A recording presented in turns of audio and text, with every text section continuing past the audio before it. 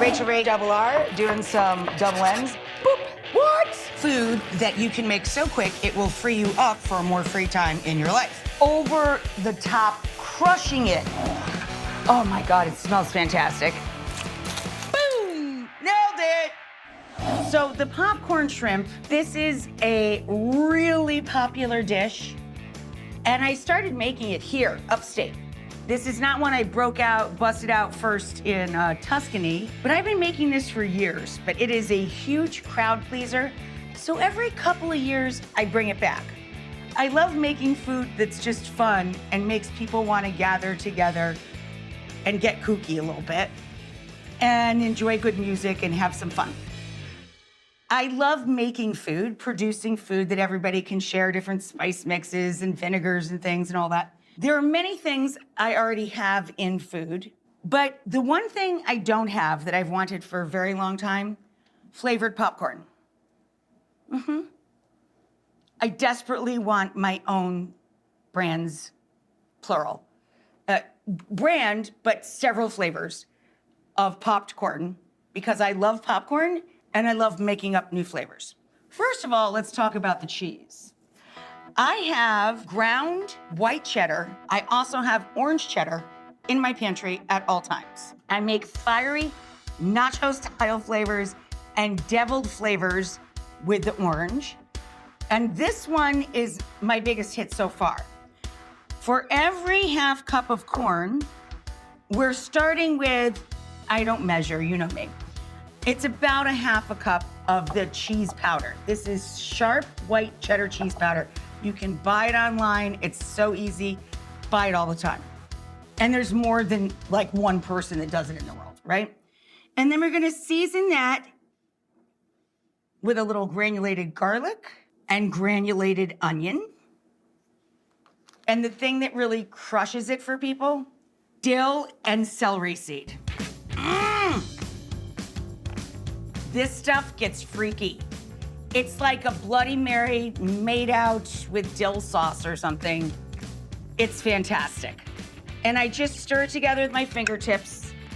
Come over to my popcorn pot. Yeah, I said pot. A pot and some popping corn and a touch of oil. For every half cup, about 2 tablespoons of oil. So I coat the bottom of the pan with about a half a cup in a deep pot with a lid. Very important, the lid part.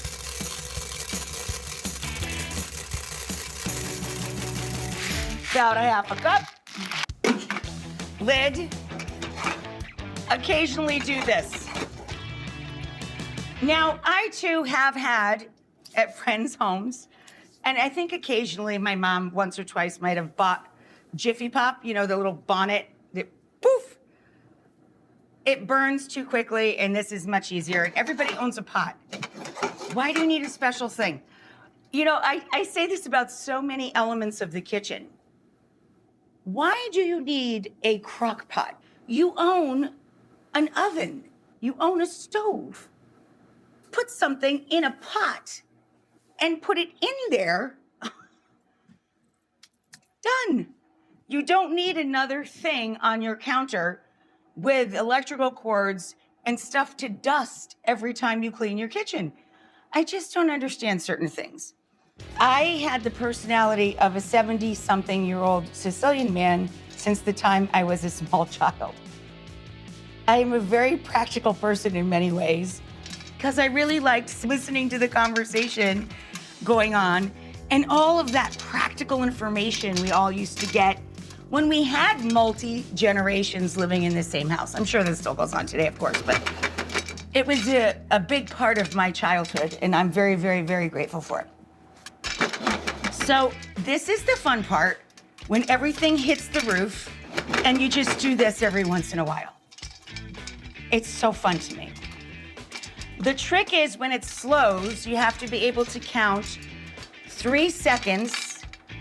If you can count to 3, it's done. You have to turn it off or you're gonna burn it. So you shake it every little bit, and then when it gets to that point, 1, 2, 3 before the next pop, off immediately and dump it into another bowl. Done. Isn't that fun? But this is exciting, and you don't know how it's gonna turn out. Now over here, 3 inches of cooking oil for the popcorn shrimp itself. My shrimp are actually quite large today, I can't lie. I really like clean smelling, bright pink shrimp. I just don't want things that smell like sulfur or license plates, right? You pay a lot for seafood. I always ask to smell my seafood like my aunties and every Italian person I've ever seen go to market. I always ask to see the seafood on a piece of paper and smell how fresh it is. It should smell like nothing. It should smell just clean. These are quite large. We'll have to just deal with it, having more shrimp. Tough noogies, right? So because we're eating these with popcorn, we want to make sure the tails are off and that they are deveined. What does that mean? That means the back of the shrimp, okay, it may look like the front of the shrimp to you, like this, right? Comes like this. We're going to take off the peel, the little legumes, and you're going to take the vein out. The vein is where, you know, well, the poop is and stuff. And any good fishmonger or the guy at your local grocery store's fish counter will probably do that for you if you ask. They're usually really sweet about it and they're like, yeah, sure, no problem. Come back in a few minutes, blah, blah.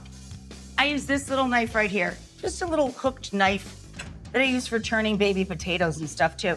You just go boop right along the back. You don't have to go boop, but it's fun. Oh, we're done. Look. That was 3 seconds. I find that so exciting. So now,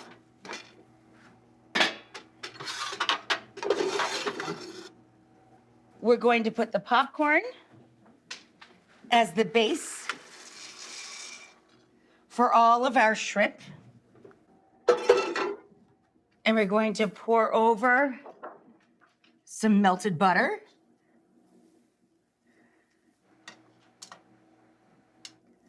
That's the glue that helps all of our cheese and flavors stick to the popped corn. And then get in there, kids. This is delicious just by itself, obviously. But it's gonna be even better when we put some shrimp on top. We'll be right back.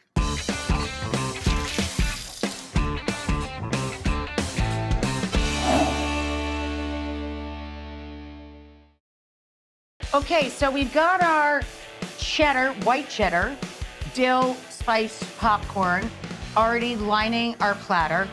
And we've got a bowl in the middle here waiting for cocktail sauce because we're going to put fried shrimp all around this. This is the perfect meal if you're having your friends over for a movie marathon, if you're having friends over that, if you're watching sports, this is that kind of food. It's that get your gang together and do something fun. Let people sit on the sofa and eat off their laps and hand out some beers, make a cocktail or two. My husband always makes like a signature cocktail. As you guys know, you see him do this all the time. He'll make a, hey, if you want a cocktail, it's this. Otherwise, there's water, there's soda, there's beer. Enjoy. But this is that kind of share, fun, friendly, mix it up kind of food. The equivalent of being in the backyard on like the 4th of July or something. So now we're gonna move on to the shrimp portion of this weird thing that everybody loves. We're going to make the cocktail sauce. This is my mom's brilliance. As a little girl, my mom, I would work with her. I would sit on her hip when I was itty bitty. And then before I even had working papers, I was always by her side. And when she would do caterings, she used to do a lot of them for an insurance company and political parties in the state of New York because we live on and near Lake George. So the boats would go up and down, and she bought this kooky cart that had a wheel on it that looked like you were steering a ship. And it had like, I don't know, probably 18 different bins and trays on this thing that would spin around. And there was a little rack underneath you could put crackers and breads and things on. But all of these little bins were filled with different dips and spreads and treats. And my mom always had shrimp and her cocktail sauce. This is her brilliant addition to cocktail sauce. So we all start with ketchup, right? We start with ketchup. My mom always threw in minced, super cold heart of celery with the leafy tops. I can't tell you how many times as a young person working in kitchens, I would yell at people, don't throw away the tops of celery. They're delicious and they add so much flavor to a dish. So it's a really big deal. And we have celery seed in our flavor mix for the popcorn itself, remember, with the dill and the garlic and the onion and all of that cheese. And melted butter, of course. So this really makes this crunchy and extra fabulous. Then you can use fresh grated horseradish or prepared. Prepared horseradish just means it's already grated and in a jar with vinegar and chilled. So once we buy it in a jar, it lasts for a while, lasts for a good several weeks. And I like Gold's is my favorite, but at certain times of year, when I'm making like a roast tenderloin, and I want the tenderloin sauce made with sour cream, dill, and horseradish, salt and pepper, and a touch of Worcestershire. When I want that to be pink, I use beet horseradish. Yum. Because it makes it all pink, and it looks very pretty and springy or wintry, either. It works for either, actually. Works for Christmas or spring. A couple of good fat tablespoons of horseradish, Worcestershire sauce. I like lean parents, buy whatever you like. And just so you know, if you are a pescatarian or a vegetarian, they make a vegetarian version of Worcestershire sauce. And I love Tabasco, but I also love cayenne pepper sauce from the South, from Louisiana, of which there are a gajillion. This bottle's dead. I'm gonna kill it now. Then we're gonna add some black pepper. I put a fat amount of pepper in. We love pepper in our family, and we love hot sauce. So we're just spicy little Sicilian folks. And the juice of a lemon.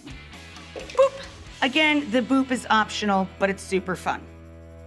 Now this is silly, and I usually don't do this, if it's just me and John, or we're sitting at home on a Sunday brunch or something. But I do mix in one bowl and then transfer to a pretty one if there's other people in the house. Okay, so we have our cocktail sauce now. All that's left to do is make the actual shrimp part of the dish. So what we're going to start with is a good cup and a half cornmeal, pea flour, and I have seafood seasoning. I don't like to measure when I'm just cooking. You have to measure when you bake. You don't have to measure when you cook, in my opinion. A third as much cornmeal as there is a pea flour. So 1/3 of a cup, 1 full cup cornmeal to flour, and then 3 tablespoons of seafood seasoning. We'll get to the shrimp. I'll see you in a minute. But I've gotten a lot of mail about this over the years. You're very specific about what kind and which maker of seafood spice you like. I still love Old Bay. I'm a little girl from New England originally, and I love that flavor. All right, so now we're just going to take, in batches, our shrimp and our coating and start frying them up. Now, I have a thermometer here. It should be 350 to 365. If it runs a touch hot, it's gonna come right back down. If it gets below 350, every time you take anything fried out of oil, you should let it rise back to your target temperature, or at least in the zone. You can go a little squishy, 10 degrees on either side, but don't go cuckoo pants, okay? Okay, guys, so again, we have a couple of pounds of shrimp to go with our dill white cheddar popcorn. And I'm tossing it around in that combination of a cup of flour, a third of a cup of the cornmeal, and 3 whole tablespoons of seafood seasoning. I prefer Old Bay. And I'm gonna drop it into hot oil and start frying up the shrimp to put it literally on top of and with the popcorn. Now, whenever we're frying anything, the thing to remember first and foremost is to not crowd the pot and to let the oil reheat. So it's best if you have a couple of jokes, some music, the news, or some friends around that you can have a conversation with while you're waiting for each batch to cook. So this is called a spider because this looks like a spider's web. And that's what we use to take the hot seafood out with. Thanks again for that enthralling conversation. We have to do this 4 or 5 times because remember I just said you can't crowd the pot? So we're gonna have to wait in between each batch of this. So if I were you, I'd come up with something. Come up with a joke. Ask a question. Be a participant in class. Well, that's out of work. Oh, my sister. She says she doesn't eat seafood. When Maria was young, we used to go to this place called the Montcalm all the time. I swear, my hand to God. When we went to the Montcalm when I was a little girl, I always ordered the half chicken with extra cranberry sauce and extra green beans. I was a weird kid. Maria always ordered sole almondine. Now she swears she doesn't eat fish of any kind or seafood of any kind. She ate a lot of sole almondine. I was there.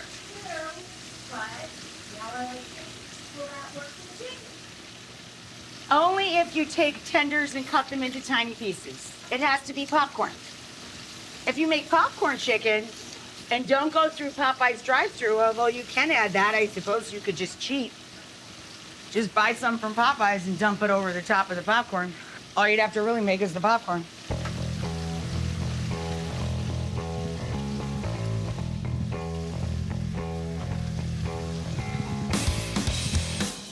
And then this will be our last batch. So I think it's a good place for a break. When we come back, we'll put everything together on the platter and let everybody have at it. Cool?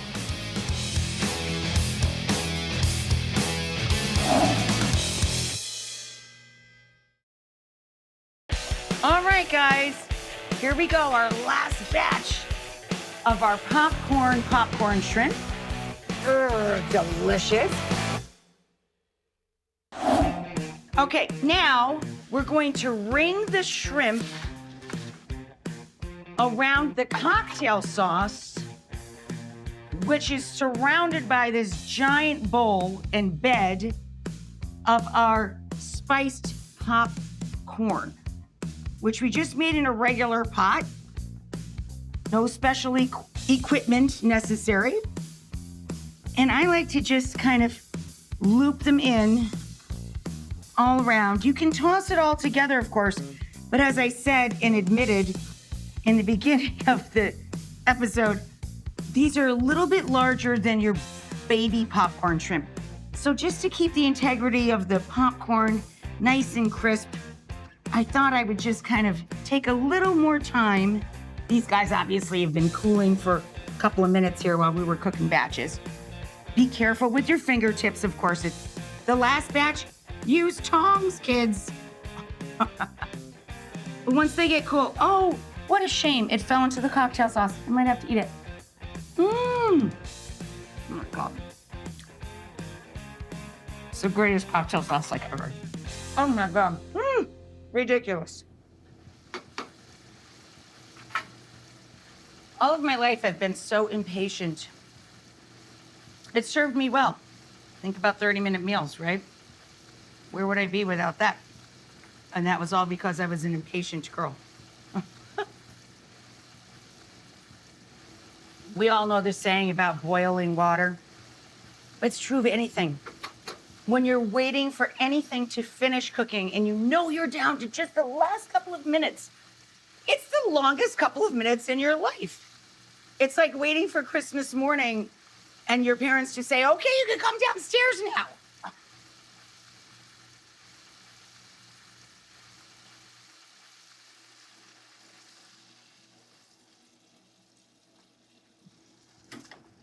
I got them all. Yep, we're clear. Okie dokie.